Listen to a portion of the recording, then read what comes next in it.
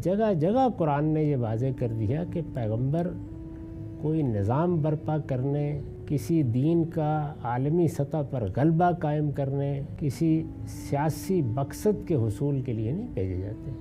वो तो इंज़ार और बशारत के लिए भेजे जाते हैं, यानी लोगों को आखिरत के बारे में ख़बरदार कर दें। उनका मौजू मौत है। वो लोगों को ये बताने के लिए आते हैं कि तुम्हारी ये ज़िंदगी तुम जिस तरह गुजार रहे हो गुजारो, लेकिन इस ज़िंदगी का एक नतीजा निकलना है, और वो नतीजा एक बड़ा ख़तरनाक नतीजा हो सकता है, इसलिए उसकी तैयारी करो।